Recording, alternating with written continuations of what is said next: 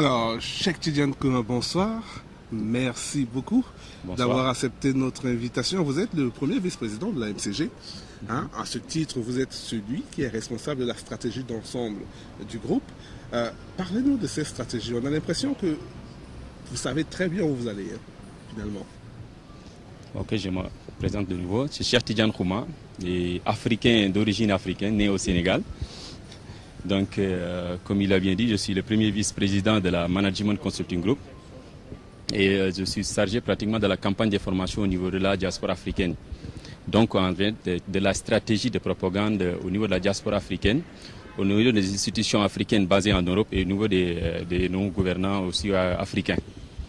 Donc, concernant pratiquement la stratégie qu'on a utilisée jusque-là, pratiquement pour diffuser l'information au niveau de la diaspora africaine, sans pour autant passer des médias. Donc, c'est passé 2 ans qu'on a créé la société, le Management Consulting Group. Et il y a 2 ans pratiquement qu'on mène cette campagne sans pour autant passer une seule fois au niveau aux médias, mais avec des objectifs bien précis et avec une stratégie bien dessinée. Comme il l'a dit, sachant bien là où on va.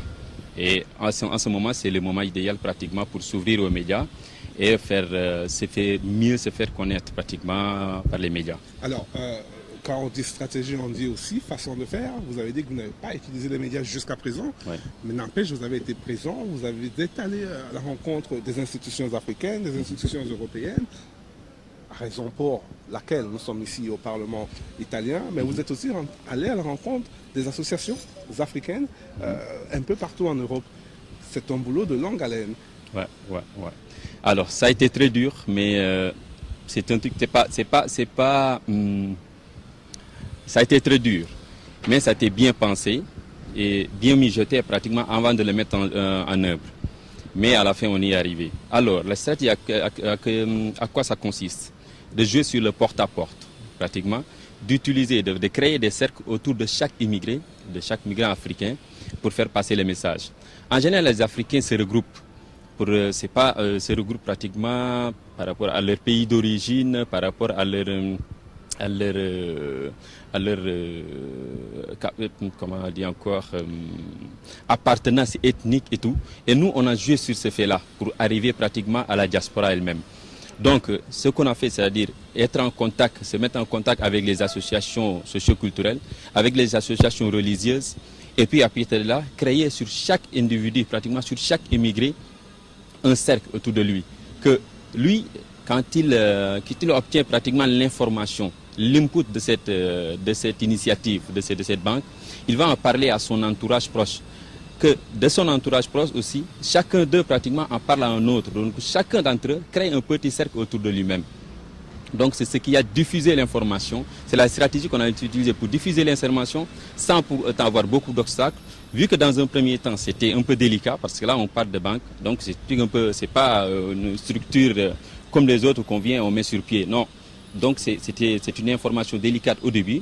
Il fallait peut-être bien faire un peu de non cache-cache, mais se cacher un peu pour mettre sur place un bon pratiquement fondement avant de divulguer à tout le monde pratiquement cette information-là qui était sensible. Que dans un premier temps, il fallait avoir déjà sur pied ce socle pour pouvoir mettre à jour vraiment le projet comme on le voulait. Donc dans un premier temps, les premières réunions qu'on a fait, les premières rencontres qu'on a fait avec la diaspora, j'ai été en contact. On a fait un premier tour pratiquement au niveau de l'Italie, dans un premier temps au niveau des ambassades africaines. Donc pour les mettre au courant de cette initiative sans pour autant donner aucun document.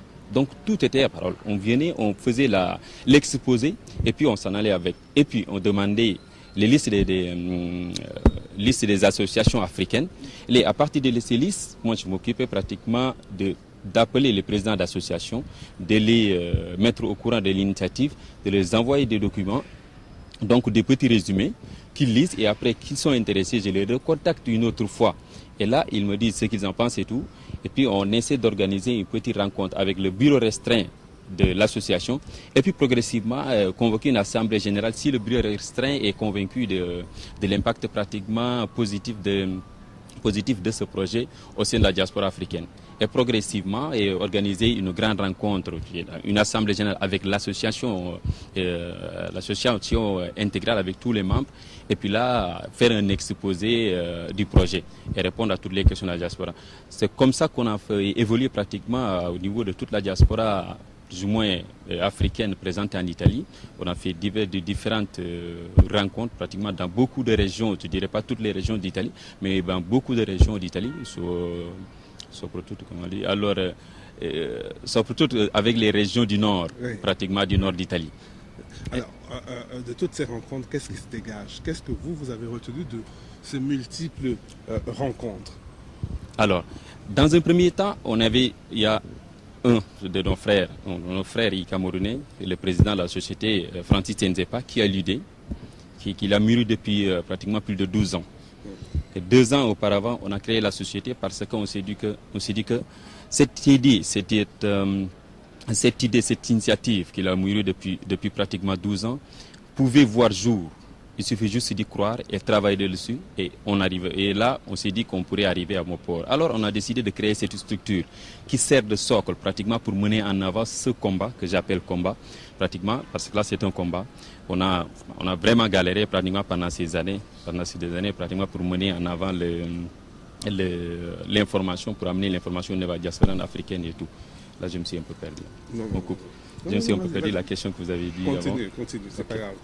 La question, c'était qu'est-ce qui se dégage de toutes ces rencontres que tu as menées, que tu as eues avec tous ces membres de la diaspora? Qu'est-ce qui se dégage de tout ça? En fait, c'est ça qui nous a donné, c'est les réponses pratiquement qu'on a eues de ces rencontres qui nous donnaient beaucoup plus la force d'avancer, parce que c'était extrêmement dur. Et nous tous, je précise quelque chose, nous avons notre travail pratiquement et parallèlement. Moi, j'ai mon travail, il y a le président qui a son travail. Tous les membres pratiquement de la MCG ont leur boulot parallèlement. Et là, donc, c'était un travail extra qu'on faisait. Donc, on ne se reposait pas le week-end. De vendredi soir jusqu'à dimanche, on parcourait ou l'Europe ou l'Italie, en fait. Donc, on a beaucoup souffert. Mais ce qui nous donnait beaucoup plus de courage, c'est la réponse que nous donnaient les immigrés africains en général, la diaspora. Donc, c'était une réponse positive qui nous poussait à avoir beaucoup plus de courage et de se recharger comme de nouveau pour partir le lundi à aller travailler et puis le soir travailler jusqu'à 1h du matin ou par internet avec les téléphones et puis donc on est tout le temps surchargé par cette réponse positive de la diaspora. On arrive au bout de l'aventure, on a en plus envie de dire que c'est maintenant que le plus dur commence en fait. On vous sent animé d'une espèce de hargne. Vous avez déjà fait le plus dur, maintenant il faut conclure. Il faut conclure, mais en même temps, c'est le début d'un autre processus. Vous avez un appel à lancer. Ouais. Alors, avant d'arriver pratiquement à cet appel lancé, je voudrais juste aussi revenir un peu sur l'historique pratiquement de cette phase d'information au niveau de la diaspora. Dire qu'on a fait des déplacements, on s'est déplacé, on est allé au Mali. On a rencontré le président malien, on a été invités à une foire des promoteurs immobiliers de l'Ouest africain où on était les parrains, c'était en mars 2008 je pense. Et puis au mois de mai on est allé au Sénégal, on a rencontré les chefs religieux sénégalais et le khalife général des Mourides et khalife pratiquement l'adjoint du khalife général des Tijanes. On a rencontré les autorités sénégalaises par rapport les ministres des Sénégalais de l'extérieur, de la diaspora et tout. On est allé en Côte d'Ivoire au mois d'août. On a rencontré le premier conseiller du président Gbagbo, Moussa Agnero. Et puis, on est allé après, cette année, on est allé au Cameroun. Et puis, actuellement, on est en train pratiquement de se préparer pour aller de nouveau vers l'Afrique pour notre type d'aventure.